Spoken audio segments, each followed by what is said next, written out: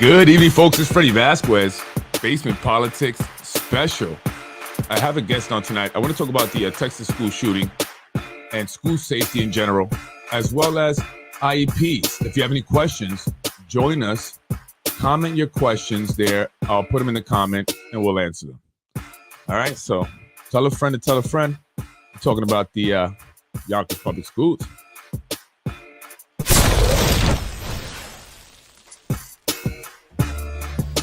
Good evening, folks. It's Freddie Vazquez. This is Basement Politics Unfiltered. Tonight, I have a special guest. My wife, Andrea Vazquez.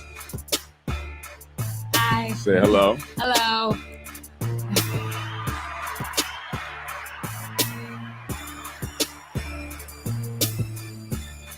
Kind of surreal being here, huh? Yeah. Good evening, folks. I'm Freddie Vazquez. Tonight, I have my wife, Andrea Vazquez, who I decided to bring on. Yeah, I wanted to talk about the Texas school shooting and also, safety here in the Yonkers Public Schools. And I wanted to just kind of reassure parents here in the city of Yonkers that your children are safe. I also want to discuss IEPs. So if you have questions regarding your child's IEP, please, or any questions, whether your child has an IEP or just any questions regarding their academic, any social-emotional development. So here's the time. I got an expert, and I'll let you introduce yourself and tell them who you are, your skills, credentials, and everything else. Well, good evening. My name is Andrea Vazquez. Kind of surreal being here with my husband, Freddie, but thank you guys for having me. So I wanted to just come on and talk a little bit to parents, just to reassure them a little bit with everything going on. But tell them about who you are. Yes, I am getting there. Oh, I I'm sorry. myself, was a school social worker in the South Bronx for 13 years. I also am currently an assistant principal here in the Yonkers Public Schools. I also have a very strong background in mental health. I was a licensed master social worker. I am a licensed master social worker. I practice as a clinician for about 3 years in Washington Heights. I also have taught at Concordia College, courses like sociology, children, courts, and care. And I currently teach at College of Mount St. Vincent. So I do have a large background in schools and especially in mental health and working with children and families. So I wanted to really come on today just to talk specifically to parents, and try to reassure some minds a little bit. Yeah, I want to ask you a question though. Did you mentioned, have you, just want to get it out the way, have you ever downloaded child pornography? I have never downloaded Never, child not pornography. once. Okay. Never once. I just wanted to get that had out. to been credentialed by the state as a social worker, as a school official working with children. I own a child care center. I would never, and I am disgusted by pedophiles completely. So that's a whole nother discussion. Yeah, but let's move on. I just wanted to clear that out the way. Motivated, education is key. Absolutely. So I'll let you go ahead and do your thing, and then I'll ask questions. And you post your questions, folks, if you have any. Yes, absolutely. I think, everyone is really reeling from what happened in Texas, really wondering about how could this happen in regards to safety in our schools. I have only worked in New York State, in schools in New York State, specifically in New York City and here in Yonkers. And I can tell you that safety is very paramount and a priority in every school that I've worked in the city and here in Yonkers. Right. Well, I want to ask you because, and some of you may already know, they say that the shooter walked around. He got into the school and then managed to walk around. Now, that can never happen here in Yonkers, right? No, I don't see that ever happening. There's so many layers of security from when you first come to the door, looking through a camera to see who is greeting you at the door, school safety, meeting you right at the door, escorting you into the office, checking your ID. Nobody is ever walking the halls unaccompanied. Usually, all of somebody is meeting you in the office and taking you to where you're going to have that meeting or whatever. Right.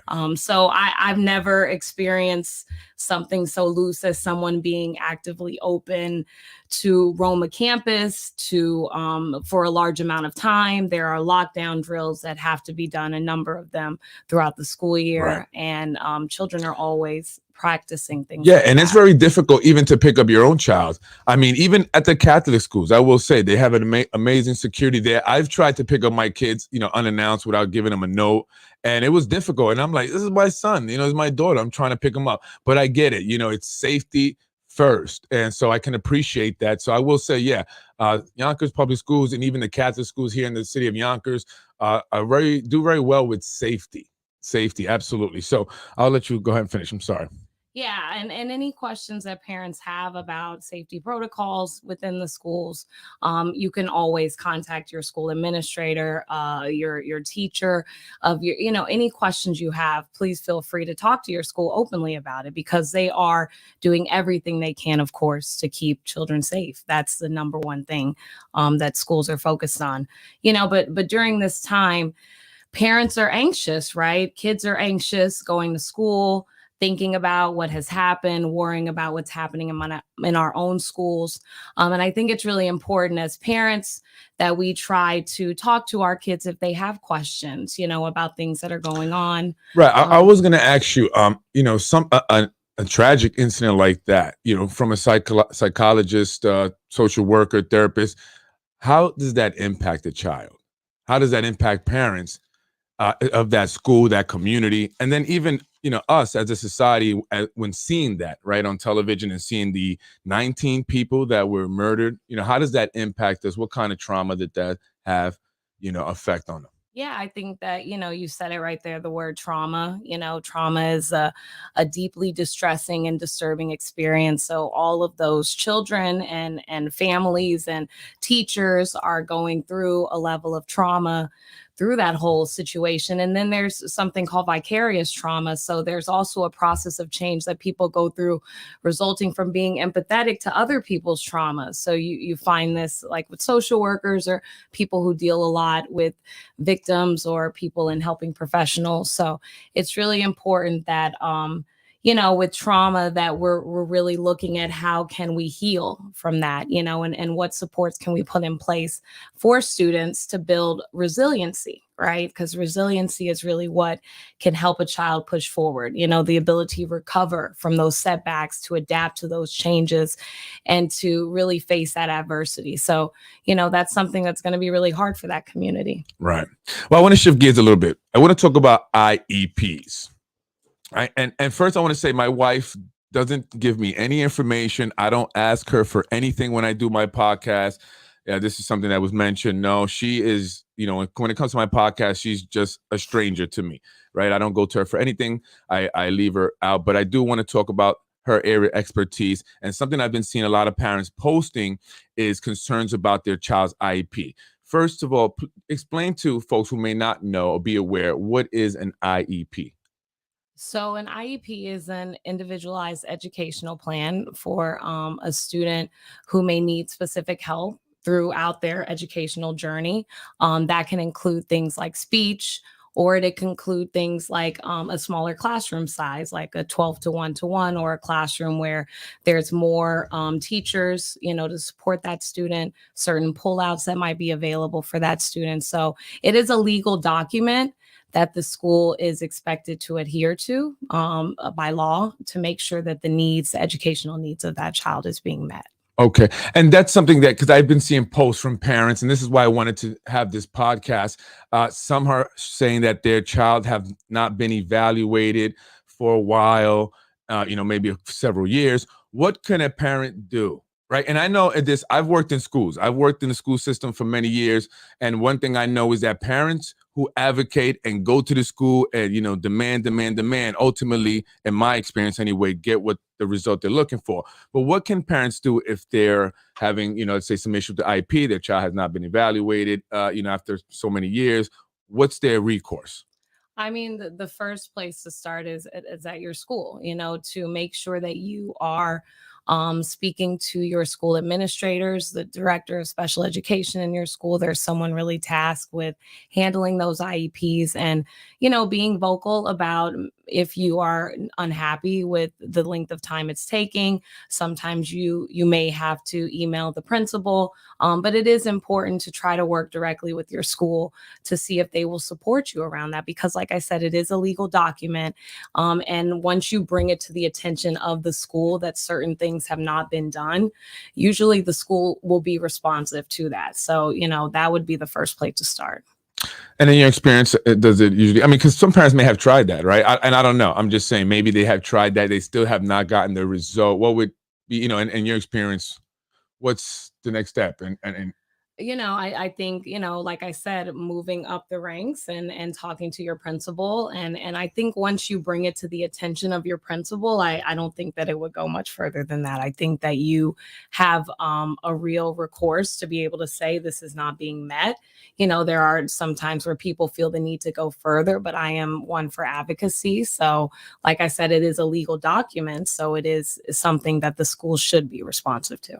Absolutely. Well, that's something I know you would be responsive to. I've seen you in action. You're my favorite school employee of any school. I work specifically with the special education students, right, and with IEPs. So I try to give that attention to the parent because it is an important part of their child's journey, and making sure it's correct is very, very important for them to get what they need through their educational career. Absolutely. And, you've done a good job already. Haven't been there, full year yet, but in your new position, but you've managed to kind of bring in some programs that are very much needed. I know you started doing your walking program. Tell me a little bit about that. And why is it important to have a program like that? Well, we have been doing some walking trips with our students. So a lot of our special education students, we're teaching them life skills. We are teaching them ways to interact within the community. So it is really important, besides what they can learn in the classroom. I think really for all students, life skills are really important. So we go out in the community. We teach them how to interact in certain ways in the community, certain social skills kids don't have, making sure you're appropriate when you walk into the deli, or you're giving enough amount of space to the person next to you, are certain life skills that these students need to help support them in their day-to-day, because that's going to be the areas where they're interacting. So the walking trips are really fun. The kids really enjoy it. I think the teachers as well. So, yeah. And also, I want to talk about some services. Parents are saying that, there needs to be more services in the schools, more after school programming. How is the Yonkers Public Schools working? Are they working on that? Are they looking to bring more programming? Do you know anything that maybe you can, because I hear this, the parents have said that, we need more after school programs, more things for kids. What's going on with that, if you have any information on that? Well, I know that Yonkers is doing some summer academic programming that's free for students that they've offered to them for about 6 weeks throughout the summer. So they are looking to support students so they can continue to learn throughout the summer and really occupy that time. And, the schools have been supportive to our efforts in getting a mental health clinic in our school for next year. So I do believe the district is responsive and supportive to schools expressing the individual needs that they may have and making sure that those needs can try to get met. Awesome. So, and recently I did a podcast on the Yonkers Public School budget. Dr. Casada, the superintendent, spoke about several statistics, right? And one of the statistics that he went over that for me I found very alarming was that 75% of the students in the Yonkers Public Schools are economically disadvantaged. What do you think about that? I mean, it is not super alarming to me, because I'm coming from the South Bronx, where it was one of the poorest districts. So this is like you're actually coming up, right? You're like, well, listen, it's 77%, but I'm coming from the South Bronx. I think that, like I said, a lot of our kids have a lot of challenges in front of them, and they're very resilient, and that's what we seek to build within them. So our job is to make sure that we're meeting their needs and making sure that they believe that education can be a vehicle for them to create a better future for themselves. So it's sometimes an uphill battle when you have kids that are going home to poverty, and it's very disheartening. And how are you going to believe Miss Vazquez and that you're going to be able to make it to college one day when everything around you says no? Right. So we have to find a way to try and push through that resistance and that message, and show that there is hope, right? And that we can be resilient, and that they can make it. Right. I mean, but how can the schools work to change that statistics, right? How does the school, work in a way through education and other means to improve that statistic where 75% of their student body is not living at or below the poverty line? Yeah, I think, not just looking at the children, but the families, and how do we help support those parents? I was watching something where somebody was giving away, a billionaire was giving away money to Chicago public schools, and he gave scholarships to all of the students at the school. Nice. But not just to the students, but to the parents. He said, parents, you're going back to school too.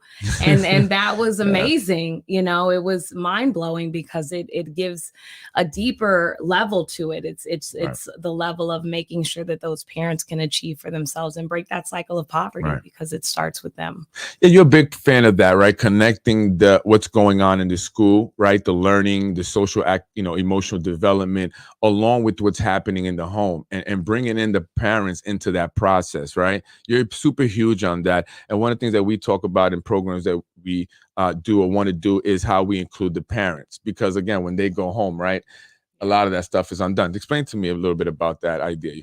Yeah, I think that in order to really get to children, you have to get to parents, because that's where children go home to every day. So making sure that what you're doing with the children also includes their parents or keeps them in mind, or trying to create events that are really family friendly, or giving an incentive and some support and encouragement and motivation for parents to come into the school and be engaged and involved. And a lot of that has to do with the way you talk to parents and how you engage them while you're at the school building, because sometimes parents don't want to come into the school. So you want them to partner with you, because you cannot really move a child to where they can be unless you have that parent support and them partnering with you to support that child. Awesome. And what does the Yonkers Public School have? Do they have any programs or any, resources for parents, or do they bring in the parents now? And how do you guys work with parents now? So we work closely with parents in trying to, especially in dealing with their IEPs. We went through all our annual reviews.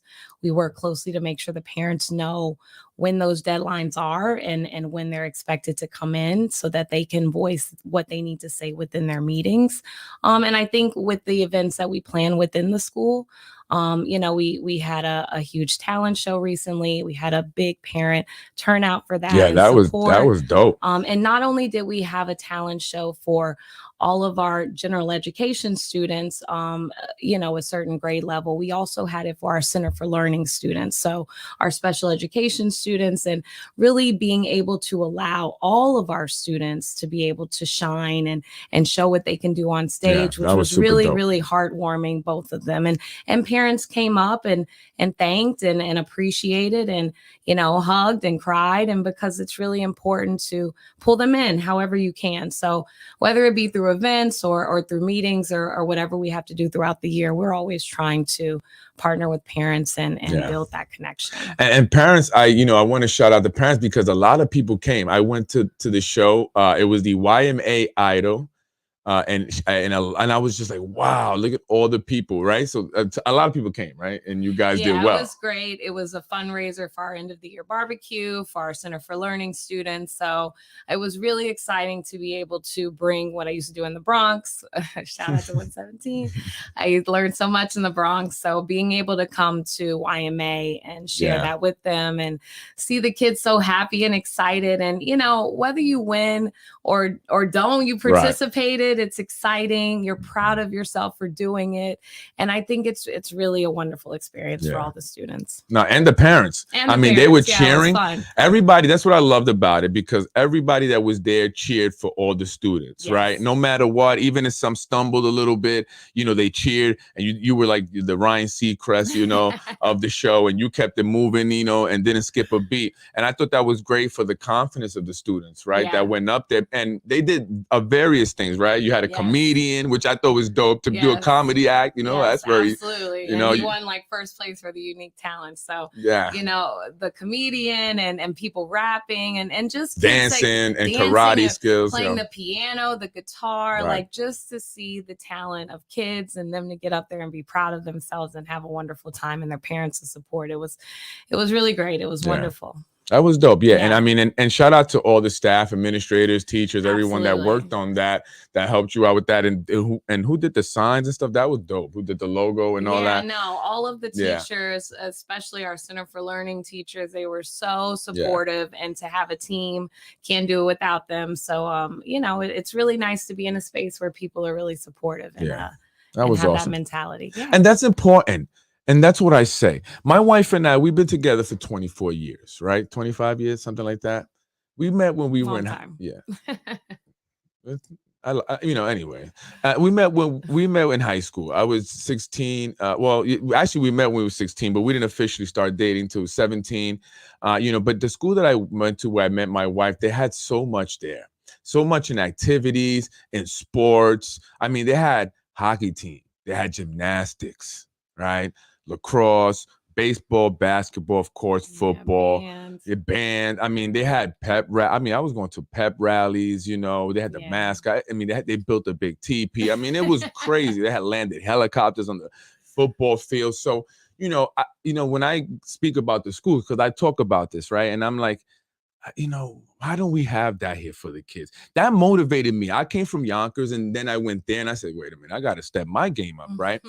That motivated me to really, you know, want to do more in life. And I just want that for the kids here.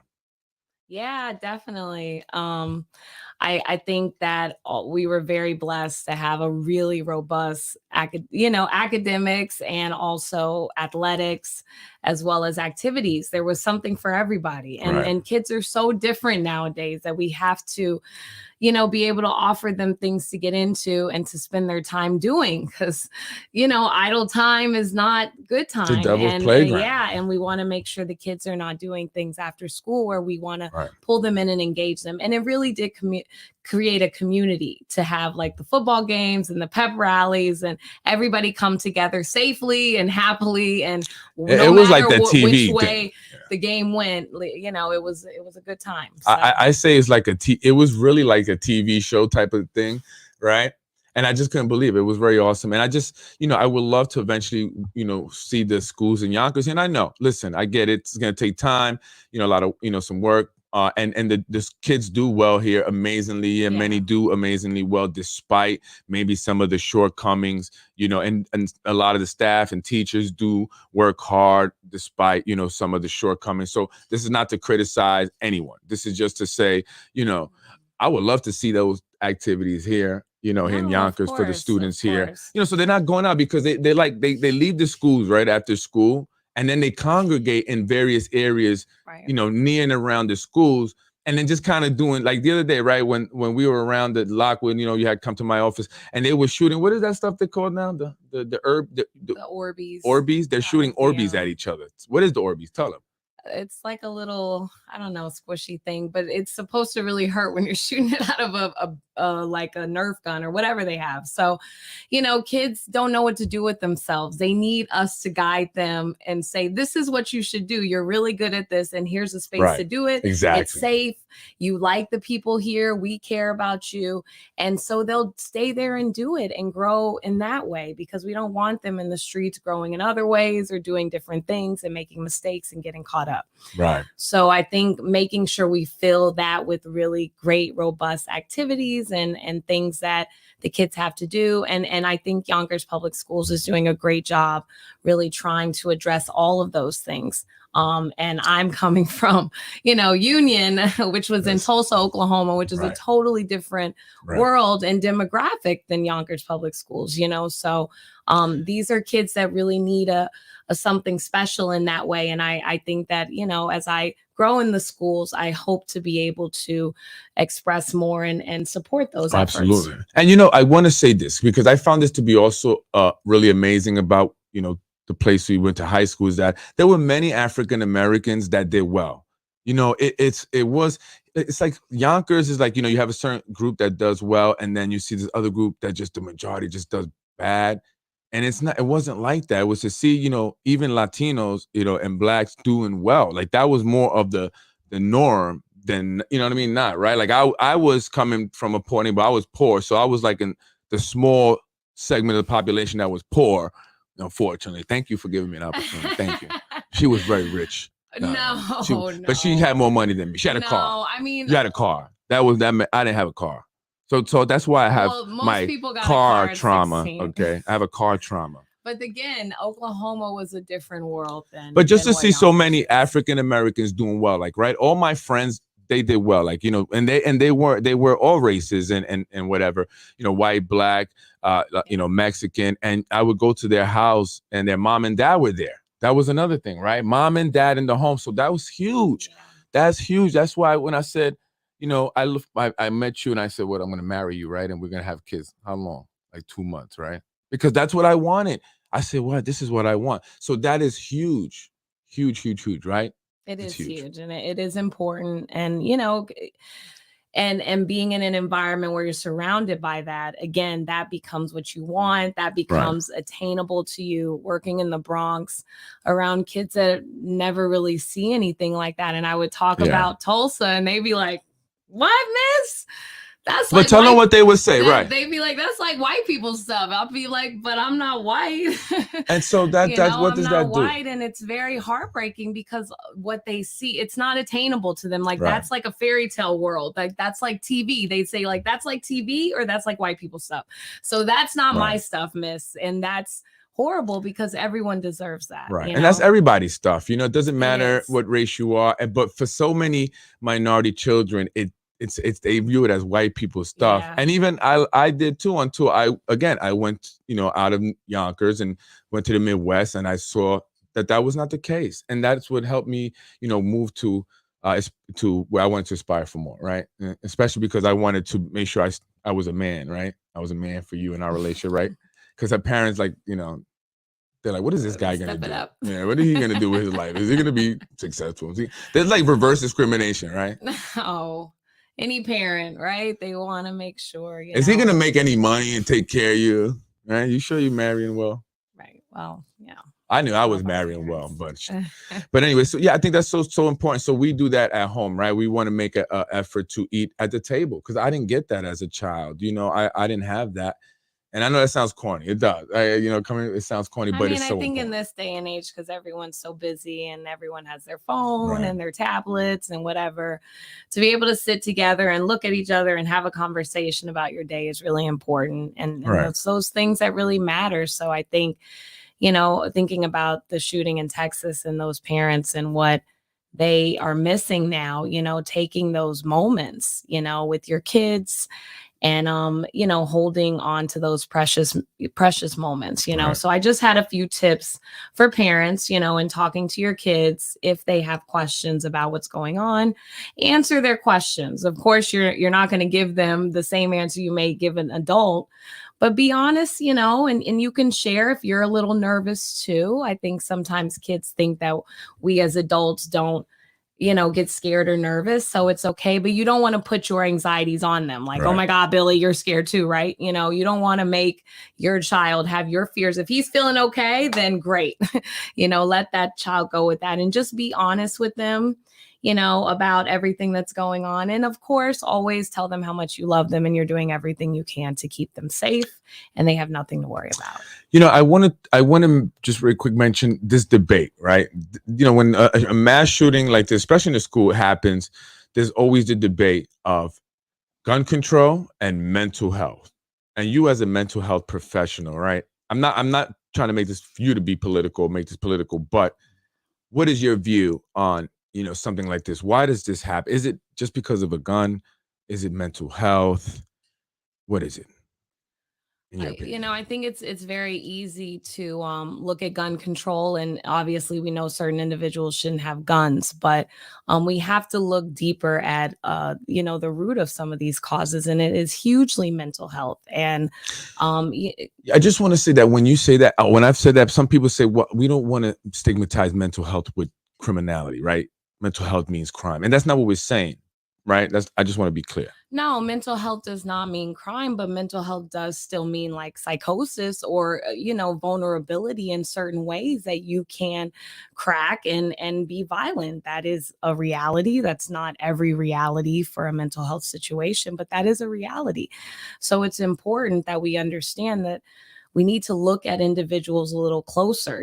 This guy was probably going to school, like interacted with people on a regular basis. Yeah. How do we help school officials and teachers to be better well versed in how to identify students in need, students who are presenting in ways where you don't just say, I don't know, he's a little strange, because every time something like this happens, I'm sure people who knew that person said, I always knew there was something wrong with this person. Right. He always said this or that. But where can they talk to somebody about that? Where can they like get support around that and feel that it's not out of line to mention that to somebody? Because it's when you see something, you say something. So I think being preventative. So what, like having maybe teachers, should teachers be armed with guns? I don't think teachers should be armed with guns. I don't, you really, it's disheartening to think there has to be guns in schools. Yeah, that's true, right? But or metal detectors. If there is an officer there who has a gun, that makes more sense than teachers being armed with guns. But I think teachers need to be armed with knowledge. I think they need to understand the students who are sitting in front of them, and that, yes, their job is to be a teacher, but they have to have a lens of mental health, a lens of let me seek support if I'm a little concerned about things this student is saying or doing, to make sure that I wouldn't put guns in the hands of teachers. No. You guys could get trained, and then you could get like Yonkers Public School issued AR-15s. What if 9mm? Teachers have a bad day? What if a student it's too much? I don't want guns all over the school building, but I think that we need to do more in the way of prevention. Yeah, but and the school that we went to, the high school, they had sheriffs. They had the county sheriffs in the school. And I know because when I went to pick up my yearbook after I graduated, they detained me. Remember that? Yeah, they never liked me there. Yeah, but anyway, they had guns. They were actual officers, and they were in the building. So, I mean, there are people in that school. It's not like they were, it could happen anywhere, but that school, there weren't even really any fights in that school, right? So, but they had officers. So why don't you think that all schools, maybe like, let's say Yonkers police officers, maybe at least one in every school? What do you think? I don't know. I think that we haven't. I don't know if we're there yet for officers in schools, but why not? I like the armed teachers thing.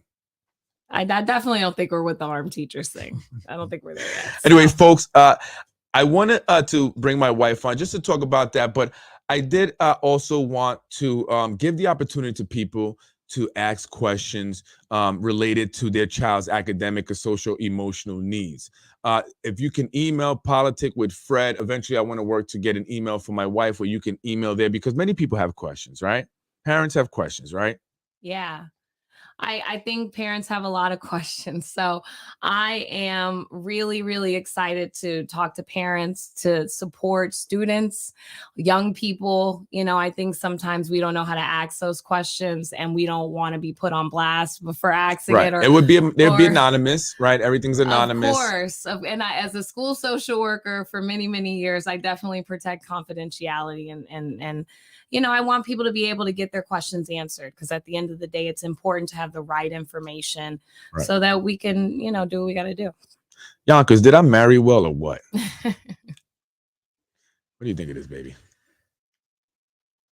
Oh, well, thanks, Melvin. That's quite a compliment. Listen, hey, I vote for her. Yeah, I vote for her every day.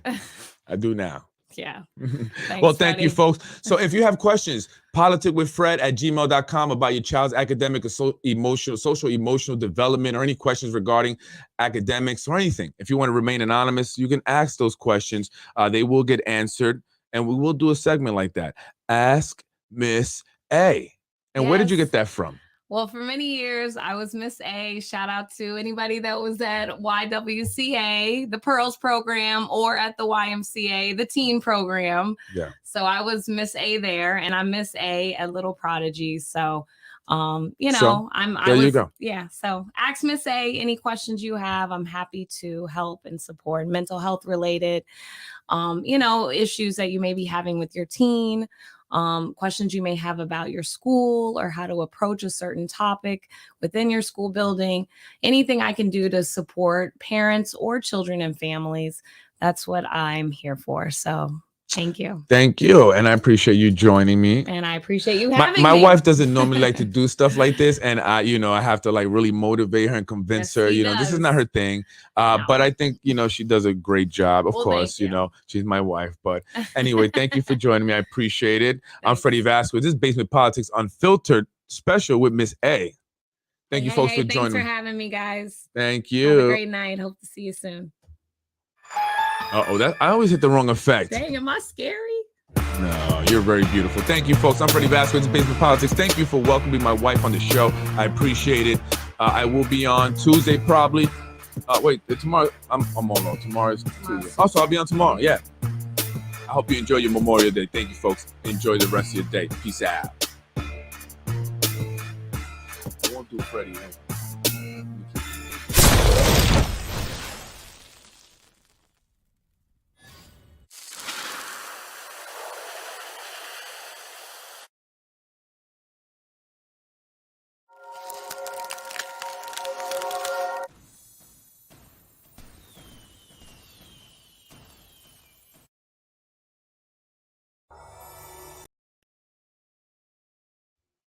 You're watching Basement Politics with my dad, Freddie Vazquez.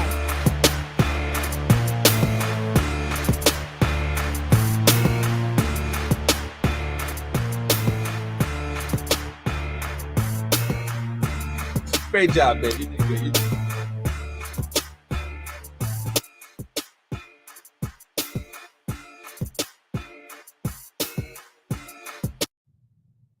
Thank you for watching Basement Politics with my husband, Freddie Vazquez.